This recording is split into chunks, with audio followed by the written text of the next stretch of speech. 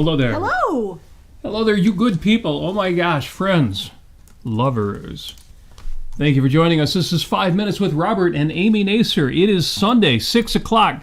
Time to do this thing. Yo. Today is Sunday, August 28th, 2022, and we are so glad you are here. This is the 240th day of the year. You've got 125 days left. That ain't a lot to make this your best year yet. I don't know. I know some of y'all, and probably already is. If you've ever lightly squeezed an orange or a lemon, if you're making lemonade or orange juice, and you thought, that was kind of a waste. Let me give it a much better squeeze. Ooh, ooh, ooh, ooh, ooh. Yeah, let me squeeze all the juicy goodness out of that one. Well, that's what I want for you. In the remaining 125 days left of the year, squeeze this year, get the maximum goodness out of it.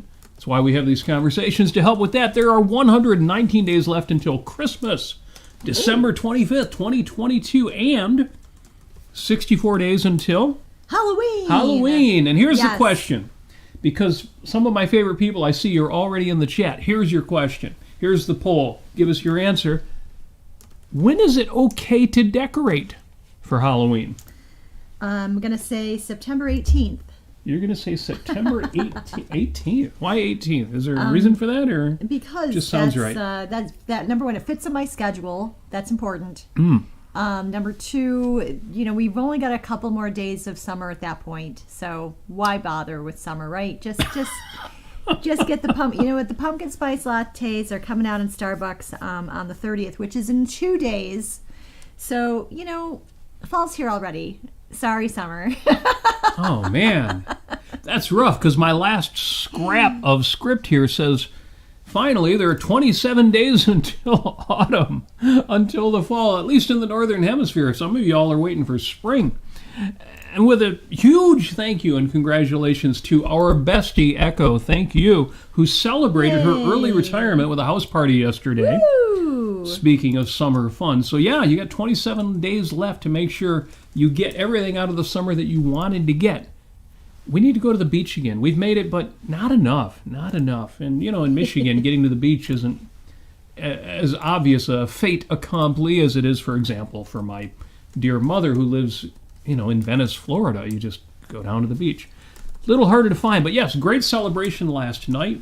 Yes. And karaoke and fun and music and food and drink. And it was really great. And there was cake. It's there always was a good so night when there's cake. So good. It was a good cake. It wasn't even a chocolate cake, but it was one of those cakes that's so good, you're like, oh, chocolate cake would have been boring next to this. I'm usually chocolate cake, but this was... Anyway. It was frosting filled. Yes. And they had some of the food catered or, picked up from a restaurant. I'm thinking maybe I'll do that next weekend for the rock and roll picnic. Maybe I'll make it easy on myself so that when we talk to you next Sunday, I don't look all haggard and completely worn out. Or I could make my famous bourbon bundt cake. Yeah, easy. Real easy. It's actually not hard. Okay. So, yes, thank you very much, Mark and Echo, for an outstanding evening. And on this date, man, I'm going to start out heavy. We're going to keep it light, except for this little bit, because it's got to be said on this date, August 28th. In 1963, so what would this be, a month and a half before I made my world appearance, my appearance on the world stage, the I Have a Dream speech was delivered by Martin Luther King Jr. before a crowd of some 250,000 people at the 1963 March on Washington, remaining one of the most famous speeches in history. And it's interesting, the I Have a Dream segment of his speech was not in his written text. But he wasn't, huh? No, wow. But he had used it with great effect previously, including the June 63 speech to 150,000 supporters in Detroit, here in Motown, where we are broadcasting live around the world. I have a dream that my 4 little children will one day live in a nation where they will not be judged by the color of their skin, but by the content of their character. 250,000 people marching on Washington. Yeah, and you wrote that there was like 150,000 people in Detroit. 150,000 people in Detroit. It's amazing. To put that in context, what are they marching for? Was it, civil rights? Was it they wanted equal pay or equal opportunity? Was it free, what was it, free tuition? No, student debt forgiveness? No, to better understand this, I've got to put it in context. I'm just going to get heavy for a minute. And the reason I have to is because it is August 28th. So this is also the anniversary of the murder of Emmett Till. Yeah. On August 28th, 1955, while visiting family in the city of Money, Mississippi, 14-year-old that's it. Emmett Till was brutally beaten and lynched. After he was accused of making a pass at a white woman. Yes. So anyway, that, of course, there is absolutely zero justification. And 14-year-old kid goes down south. His friends are warning him, don't look at white people. Certainly don't look anybody the wrong way. Where was he originally from? His mother's from Chicago. Oh, wow.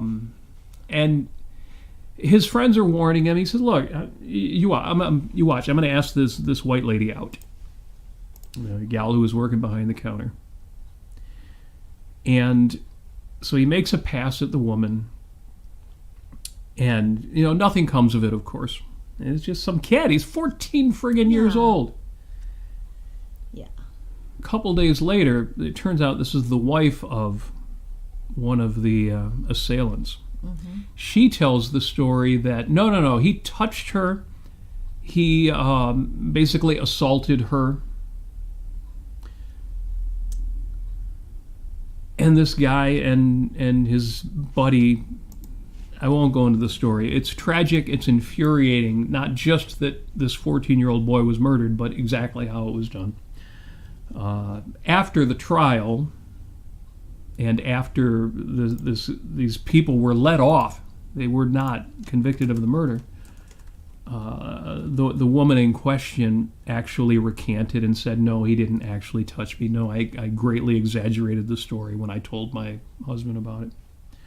The link to the Wikipedia article, which is very well written, is in the show notes. My only point is, when we talk about race on this show, and we're going to talk about it a bit today, we take these issues very seriously. We take them very much to heart. We do not dismiss charges of racism in the current culture war just because they don't serve our political interests. There is a lot that Martin Luther King was fighting. There were countless. This is only 6 years before that speech that this happened. Yeah. It's so easy to say, well, the civil rights movement resulted in laws that in a capitalist society would be improper. And that's true. But once you know the history, it all makes perfect sense. And because I respect so much the legacy of what people like Martin Luther King did, it makes me that much more infuriated that today's anti-racism movement is racist. All right, we'll leave it there. Yeah, well, don't want to get too serious. We're going to talk about it a bit more. Yes. Because Emily mentioned something I didn't know. Yes. Which was that, in this part of Mississippi where his they erected a statue of Emmett Till, and for many years it's been vandalized. And the last story that I saw was from 2019. I guess in 2021 the memorial sign was missing, and in 2019 they made his statue bulletproof. I mean, it's just crazy. What is going on? You think that, well, we're not that racist anymore. Why do people make such a big deal out of it? And you can't even have a memorial statue of somebody not be vandalized. Yeah. Well, I would make the case that there are places in the United States that are more prone to people who are complete and utter racist knuckleheads than others. I saw it growing up, and I'm not that old. Right. Yeah.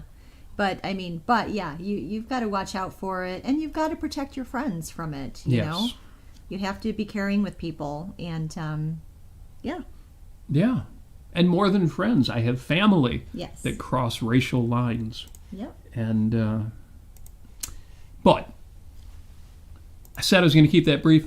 Done. We'll get back to it in a moment, but not nearly so heavy.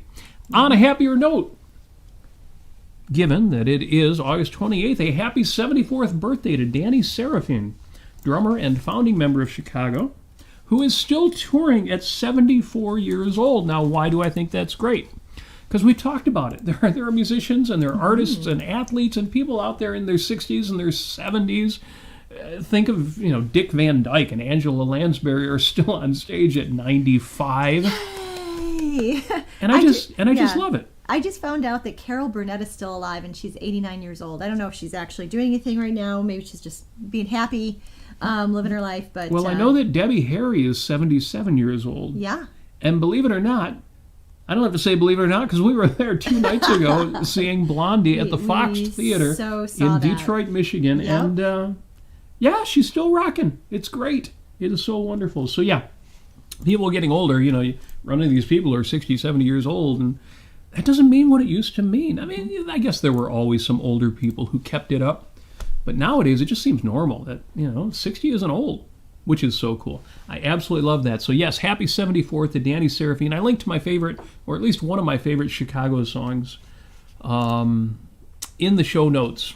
The song Feeling Stronger Every Day. Nice. Good song. Because he's a drummer. I love the drums in the song, and especially given my hearing, which is a little rough from the rock and roll years, which haven't ended yet. I love the way that song is mixed. When you listen to it, you'll notice the cymbals, the percussion is mixed very high in the mix. I think all songs should be done that way so that I can actually hear the drums.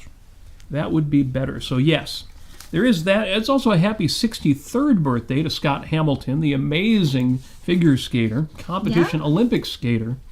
Doing the backflips. Doing the backflips on ice skates. Was he the first one who did that? The articles I read only said that it's extremely rare. Yeah. But I don't know if he was the first. You watch it, and it was a signature move. One of the video that I linked to, for example, is a routine where he does it near the end. But that was his signature move, and it's interesting because in Olympic level competition, it's not allowed. And in other competitions he was in, it was unwritten, so he would do it, and then there would be arguments over whether or not that should have been allowed. It's amazing to see a man on ice skates do a back flip. Anyway, video in there. Yeah, his signature move is the backflip, a feat that few other figure skaters could perform. That is against U.S. figure skating and Olympic competition rules, but he included in his exhibition routines as an amateur to please the crowd and in his professional competition routines. Too cool. Yeah, now I should mention that Sura Bonale, a lady, figure skater, she did the backflip on ice in 1998. Of course, Scott Hamilton was the first figure skater to do a backflip on ice. Excellent. So yeah, cool. He wasn't the only one, but he was the first, and his style. Find some videos, or just go to the one that I've linked to in the show notes. Too cool. Also, a happy 57th birthday to Shania Twain. Shania Twain, was she born with that name? No, she was born Eilleen Regina Edwards. I guess Shania Twain just sounds more country. Although in Canada, I don't know. It seems like all of Canada is just north. You wouldn't have country and western, because is there a west? I know there's the west, British Columbia, but it's just weird. Country sounds so United States to me. But yes, it turns out happy 57th birthday to Shania Twain, born in Canada. And, I became familiar with her because her third album was a monster. Come on over. Released on November 4th, 1997, became the best-selling country album, the best-selling album in general by a Canadian, recognized by the Guinness Book of World Records as the biggest-selling studio album by a solo female artist, and the best-selling album in the United States by a solo female artist. It's also, if you don't want to get that nitpicky about it, it is the 9th all-time best-selling record album in the United States and worldwide. So, happy 57th to Shania Twain.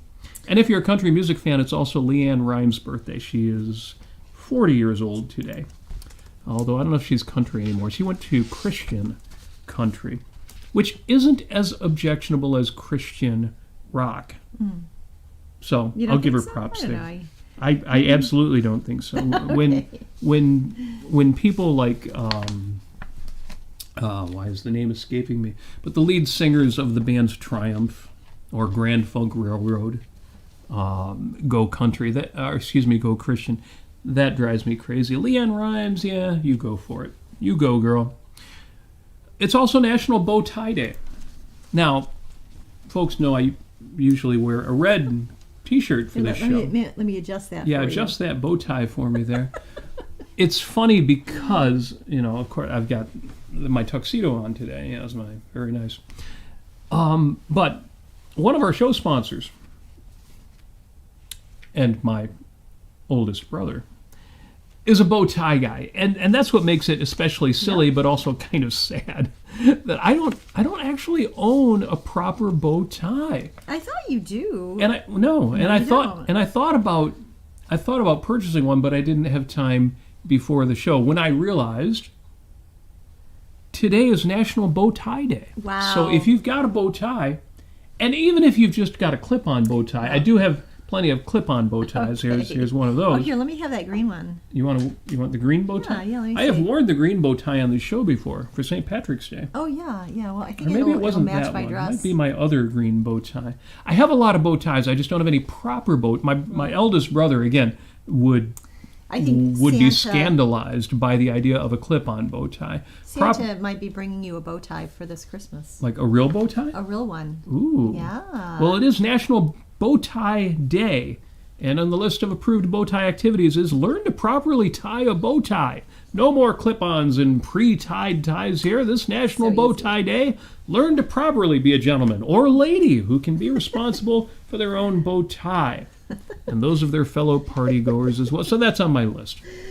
If anybody in the chat knows how to tie a bow tie, I'd be interested if you stick your hand up. Let me know. How many people still know how to tie a bow? If Sean Albert is listening, I'll bet he knows how to tie a proper bow tie. He does.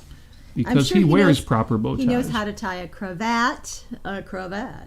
Oh. Yeah, that's true. That's true. And finally, it's National Red Wine Day. Okay. So, listen to UB40 and right. red wine. Or Neil Diamond, who wrote that song. Yes. Neil Diamond actually wrote Red Wine. So, let's see. What have I got here? Enjoy a Merlot, Pinot Noir, Shiraz, or Cabernet Sauvignon. 4100 BC. Record of the old... Oh my gosh, that's much cuter on you than it is on me. I should never wear that again. You look darling. So, 4100 BC, the first winery established that's known or documented, which is interesting. It seems like did they know how to make wine in 4100 BC? But, on the other hand, consider biblical stories. Whether you regard that as part of history or not, the stories were based on, people were making wine, drinking wine. So, there you go. If you've got them, drink them. Moses was creating wine out of water. I think that was Jesus. Was that Jesus or Yeah. Moses? Somebody That in was the not chat, let us Moses. know. I thought it was... No, he turned water and... Oh, no, it was Moses. Into wine. Moses parted the Red Sea. That's what it was. Yes, Moses parted the red wine and Jesus turned water into the sea. Anyway, with that said, what are we listening to this week? I'm listening to a lot of flamenco music. Speaking of flamenco music, and this is not flamenco music, but it's close because it is Latin jazz. Michel Camillo's album Why Not is finally available online again. Oh, really? Yeah. He's a jazz pianist and musician, Latin jazz though. And so click on the track that I put in the show notes to the track Why Not. There were some live versions available, but for the longest time the album was not available online.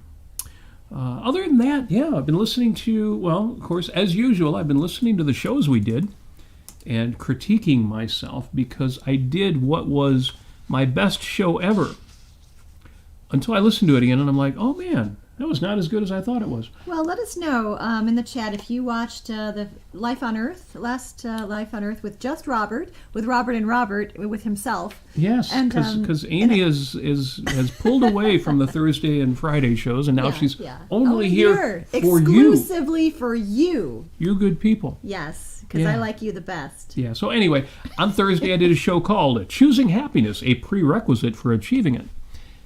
And it was 90% scripted. Maybe 95%. It was scripted. It was written. And I thought it was a great script.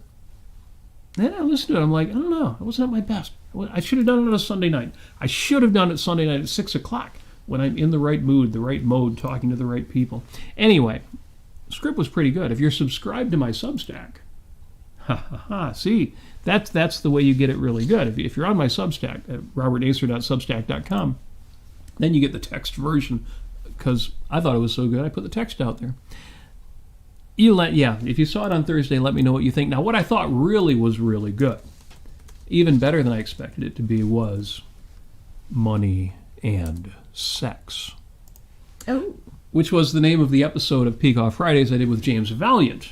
Money and Sex, the root and result of all good, ? Although, you put a question mark there, of course the answer is going to be yes. That was a fun episode, and we talked about questions about sex and romance from Leonard Peikoff's book, Keeping It Real.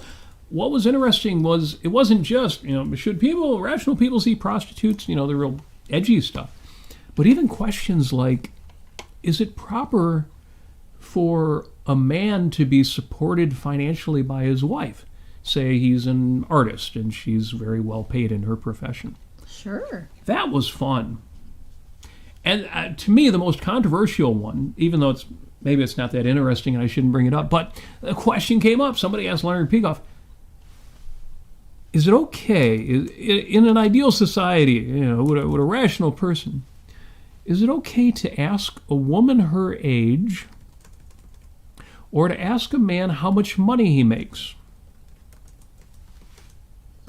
Now that's interesting, because if you turn it around, you're like, where did that question come from? Is it okay to ask a man his age, or is it okay to ask a woman how much money they make? Like, those aren't a big deal, but the other ones are. So it was it was strange. It threw me for a loop. What does that even mean? Anyway, I was brought up in an environment where people didn't talk about money. And it was like really bad to talk. And I was in a family where I had no idea what the numbers would look like, how much income was in our family. And it gave it kind of a forbidden, like there was something bad about it. And then as I grew up, it was the same way. If you ask somebody, how much money do you make?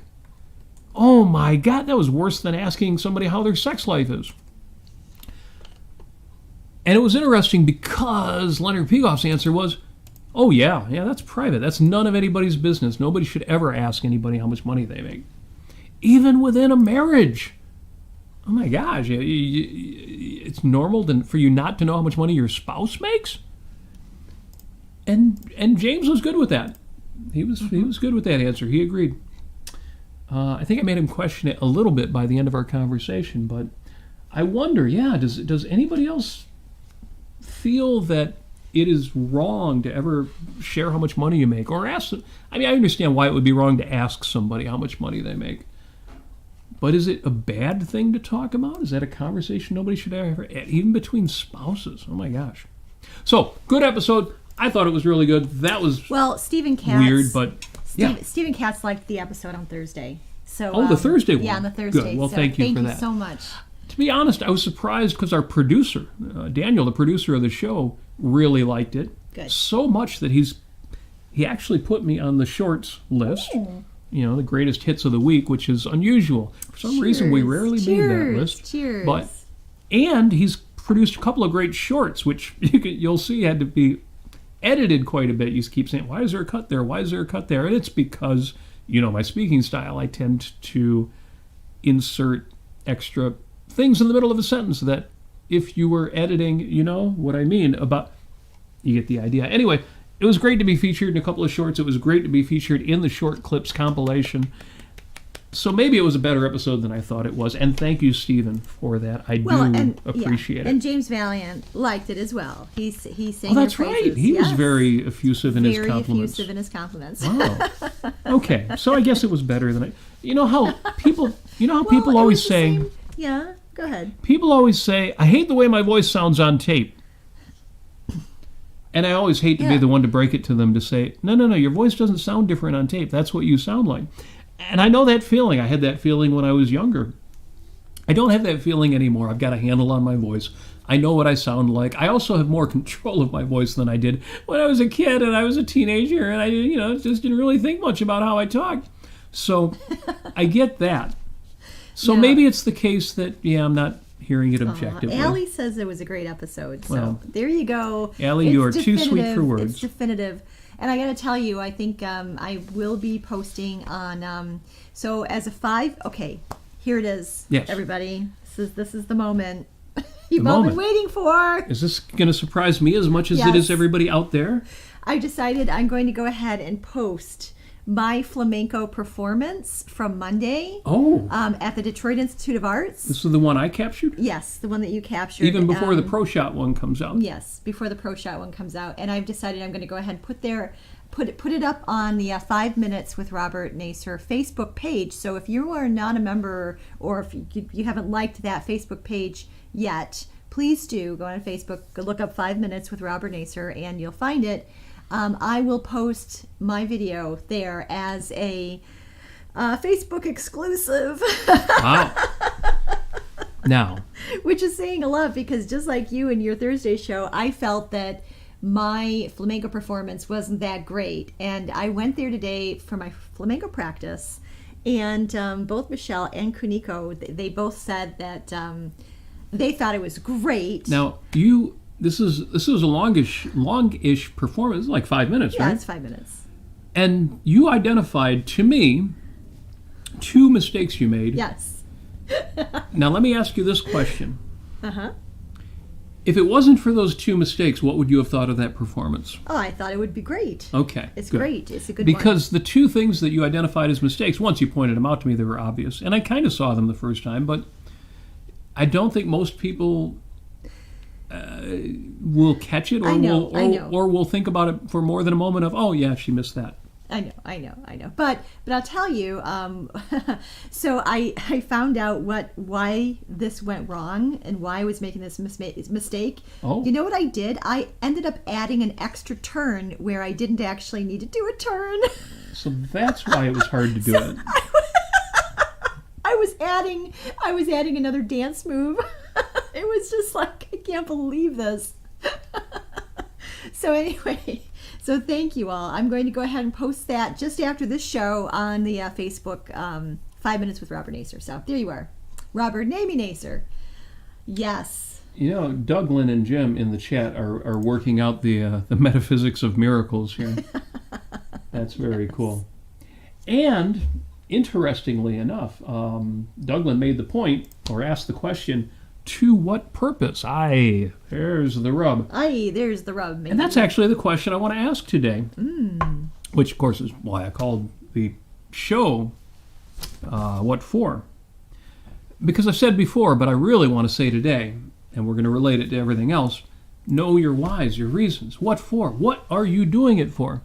So, like, suppose I put you on, this might be rude, suppose I put you on the spot and said, Amy, why are you posting your dance video? I'm posting it as a gift to all of you who are listening right now and who are members of that Facebook page, and also that I think it's really worthwhile to see it. I think I did a really good job. At least, 96% of it is really quite good. So, yeah, let me know if you spot the mistake. Good. And I've said this about maybe even more than the important things, about the most trivial things. Know your whys, know your reasons, your purpose, the value you are seeking. What is in this for me? So, for example, right now, what's the topic and why am I presenting it?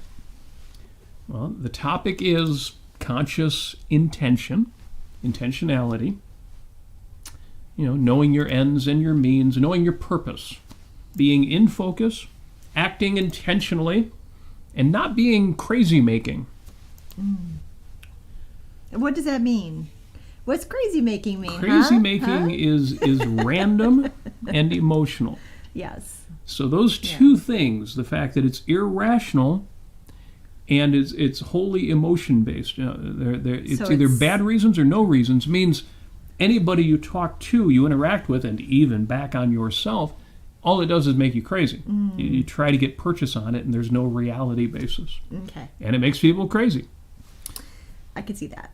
The virtue of rationality demands that, at minimum, you know what you're saying or doing in order that you can ensure that you are conscious, rational, intentional. So the reason for me right now with this topic, why would I present this topic? Good question.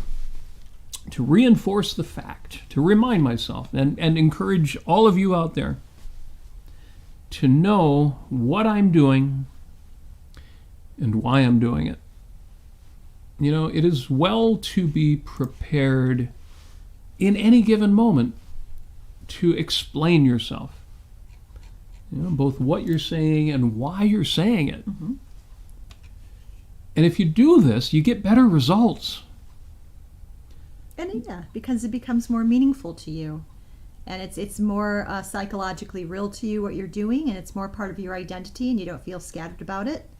And you feel confident. And for that reason, yeah, you end up connecting to all of the other facts of reality and your context. You'll be more effective, you'll be more compelling, and you'll be less open to attack and criticism. That's true. So consider Drew Barrymore laughing in the rain.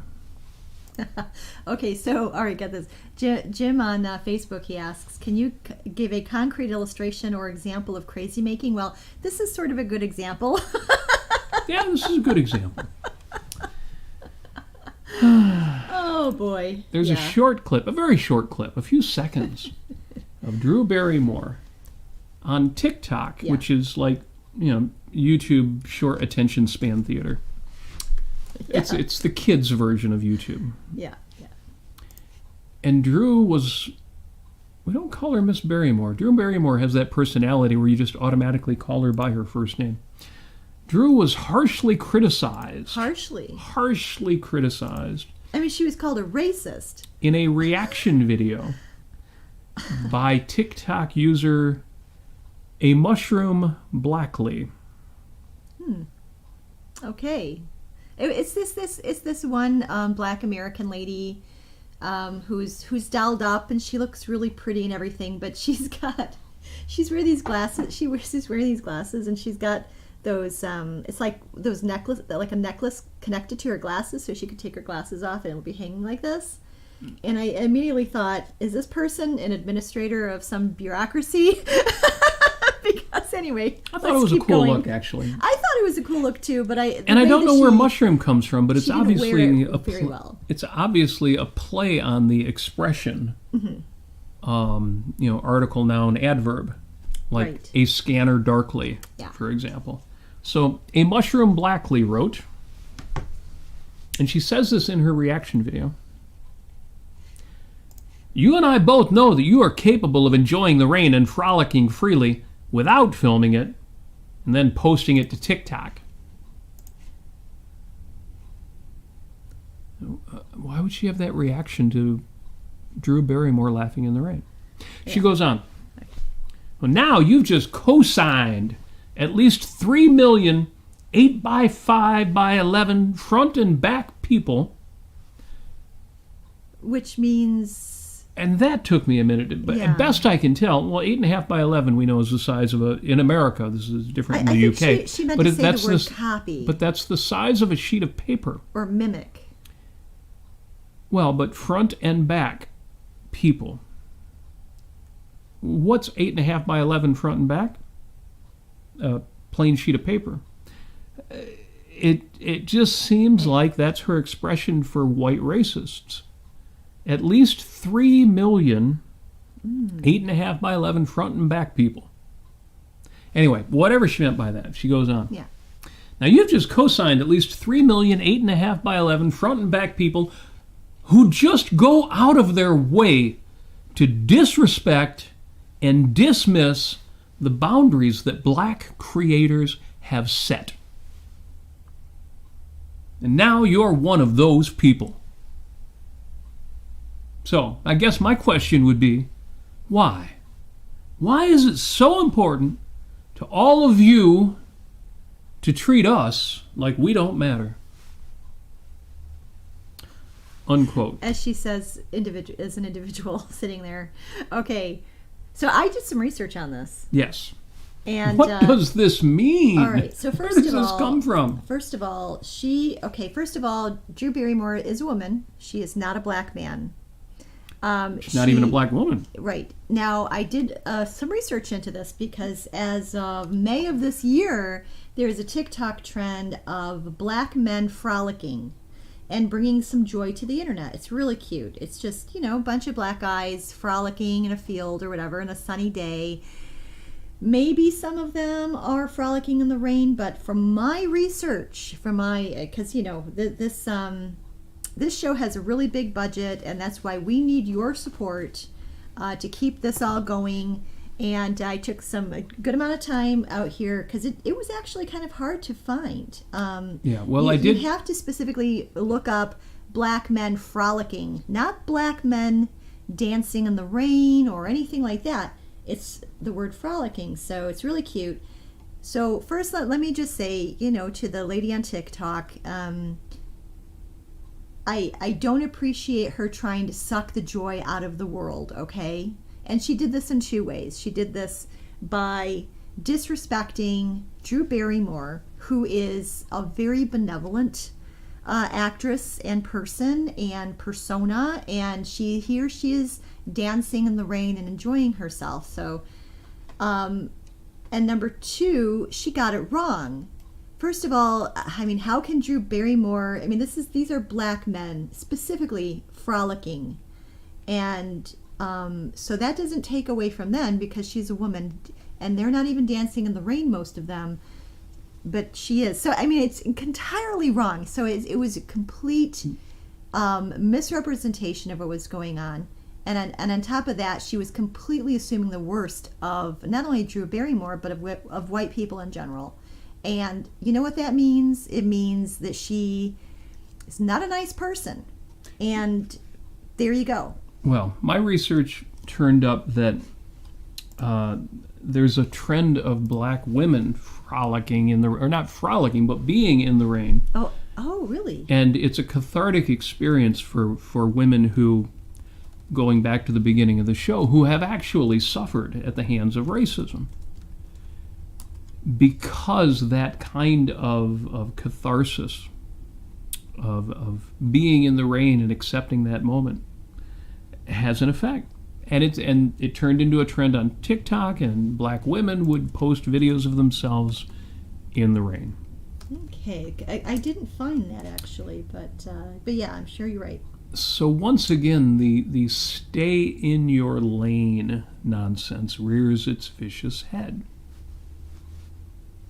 Which is more irrational, which is more racist, to embrace somebody's creation, this idea of men frolicking or women being in the rain, to embrace that, either wholly individualistically or maybe with extra respect for a culturally disadvantaged person, due to their group membership,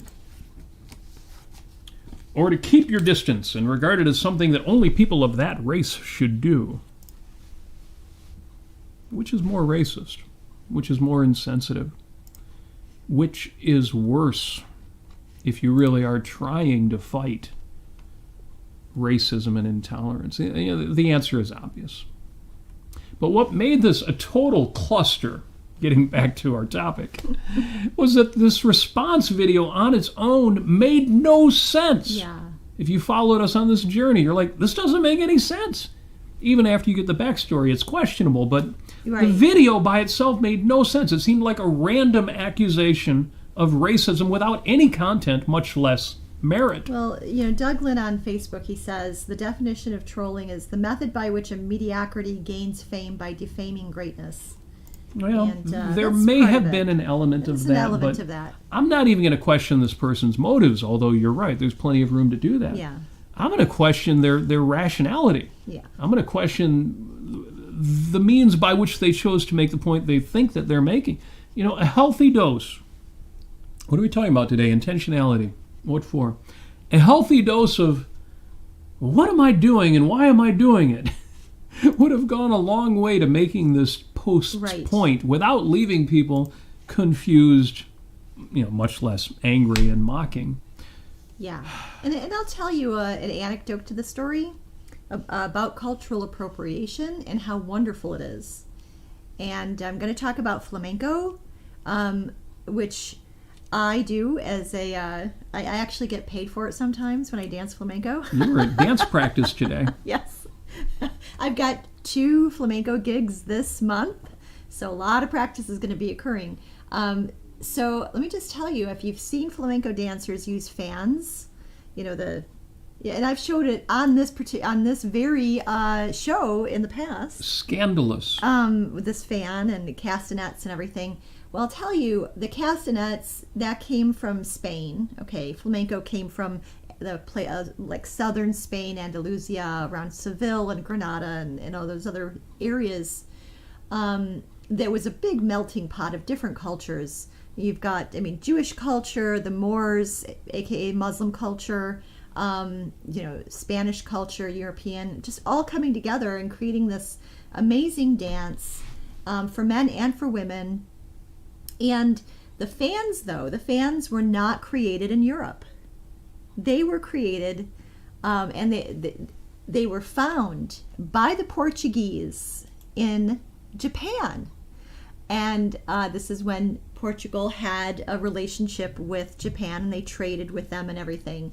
And they found these fans. Well, I'll tell you,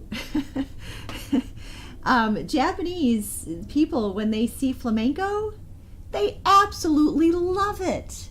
Even though it represents the fact that, Western man, European, Portuguese men came over and found these fans, and they brought them back to Spain, and they're now using them in flamenco dance. And guess what? There are 3 Japanese women in our flamenco group who dance, and they love it, and they love the fans, and they have no hard feelings towards those people hundreds of years ago appropriating Japanese culture.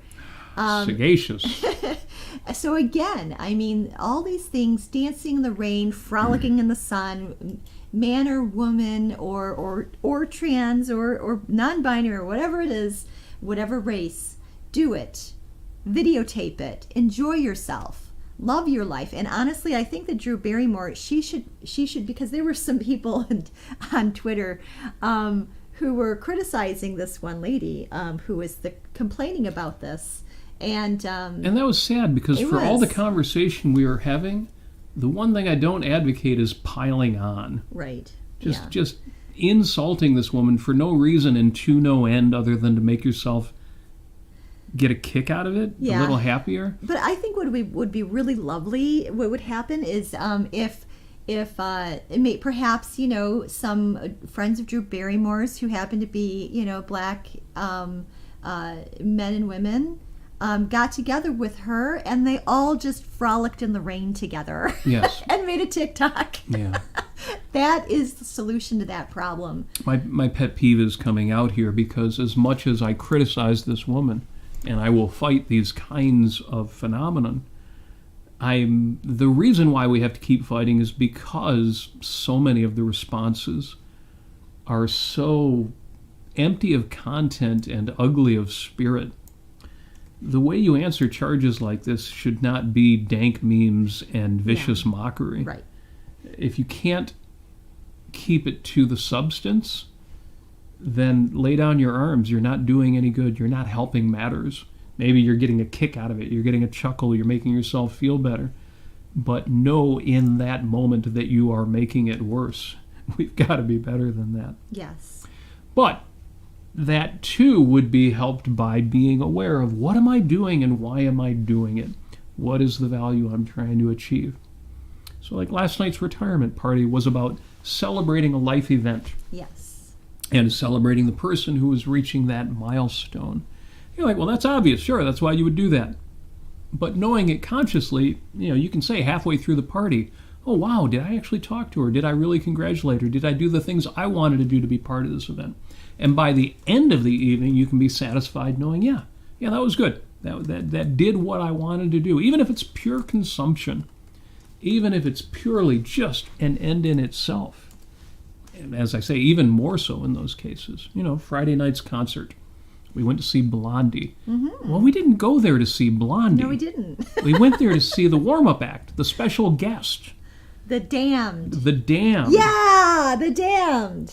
Now, I don't know The Damned from the Saved, so I had no idea who this early punk rock band was. Very early. Earlier than the Sex Pistols. Yes.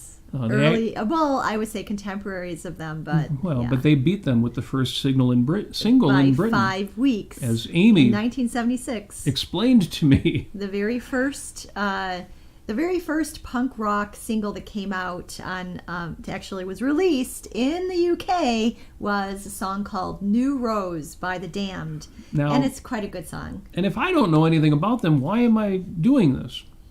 So, what for? What's my purpose? Yeah, what was your purpose? Friday's concert was about getting Amy to the show to see The Damned. Yes. And, second level goals included enjoying the show and getting ideas about my own musicianship and performance and songwriting and stage presentation. But the central purpose was to make sure Amy was there to see the band she wanted to see. Now, Blondie was great. Great job. Again, super inspiring to see Debbie Harry at 77. Still kicking it out. That was great. But really, everything is better. Even pure fun, pure consumption, everything is better if you can take just a moment and say to yourself explicitly in words, not just feelings, what am I doing and why am I doing it? Be intentional. Know your intentions. Know your purpose. Know your goals. Know what it is you're trying to achieve. Know the value of your stuff. And that is why my Post-it note of the week. My Post-it note of the week reads, what are you doing and why are you doing it? And this is such a great question to ask. And you would think, well, Robert said this so many times, does he really need a Post-it note that says, what are you doing it and why are you doing it? And the answer is yes. Absolutely, because even the things you have automatized, you can stop doing them as much. You can get so used to doing them that you don't do them as often as you should. So, my Post-it note for the week says, what are you doing and why are you doing it?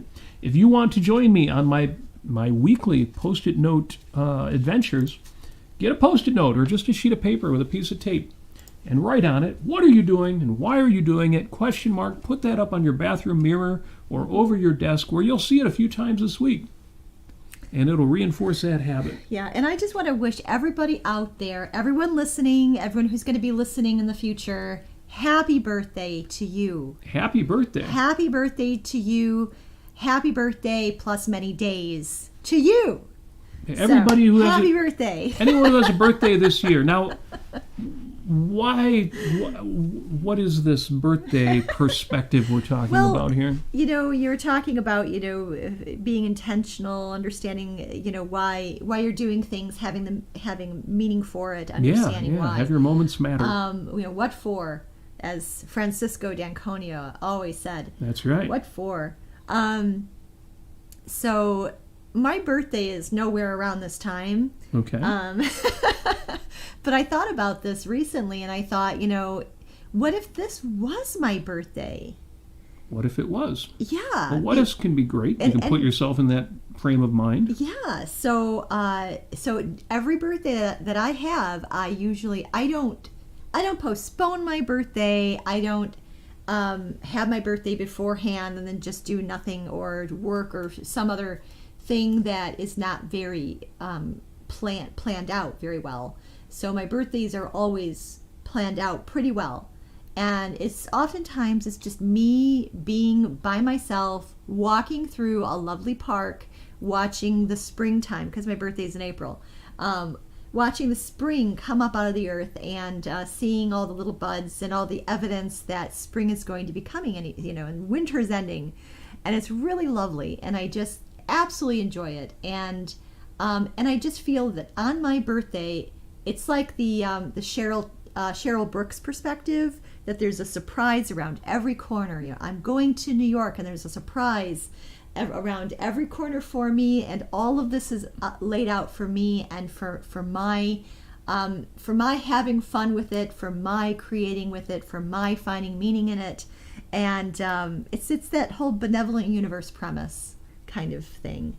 So I'm trying to work out a concept in my mind right now. The draft concept is called birthday metaphysics or birthday psychology or something along those lines.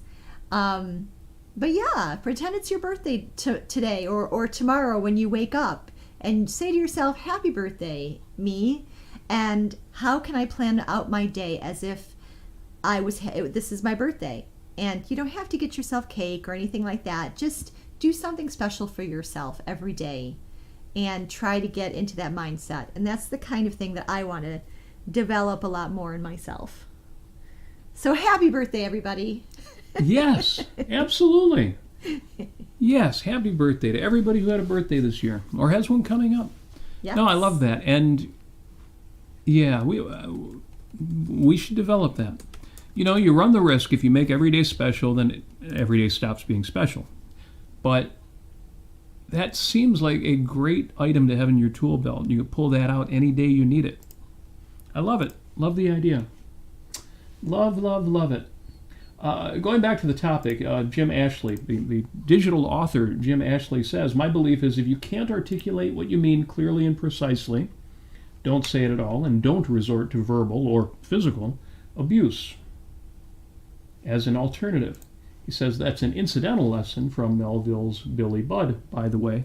I haven't read Melville, but I will take your word for that. It is well stated as it is. Excellent. Also, getting back to Blondie, I have to say this because Douglin says, coincidentally, I was just listening to Blondie's, Ultravoxes on the Cars, albums yesterday. From their eponymous debut to Eat with the Beat, his personal favorite. Man, the early Cars albums were so good, too. Same era. So excellent. But, yes, that is my Post-it note for the week. What are you doing and why are you doing it? Now, on the homework front, there's just 1 week before Robert's 6th annual rock and roll picnic. Yeah. If you're in Southeast Michigan, you know what that means. We're close. Be at the park next Saturday. Yes. And we will rock out. We did a little bit of that yesterday. It was mostly karaoke. Yes. But guitar was on hand as well. And that was fun. So I'm working hard this week. I'm not going to do any extra homework assignments because I'm still finalizing the menu and the equipment list and potential set lists and organizing gear and choosing which of my PA systems we're going to use. And the back line, of course, drums and bass will be provided as well. So if you're local, I'll be delegating any tasks that anybody wants to volunteer for. In the meantime, thank you for joining us. And it's going to be a heck of a week this week. You can probably hear it in my... Yeah, have you ever been tired in advance? So, let me sit up straight here. What do I always say? You can manage your state. You can change your state anytime you want. Make yourself just as enthusiastic and exciting as you like. And don't think about that exhausting week that you've got coming up. So, as always, thank you for joining us. We wish you a fine evening, a productive week, the best of what's left of the summer, your best year yet, and a life worth living for its own sake. And as always,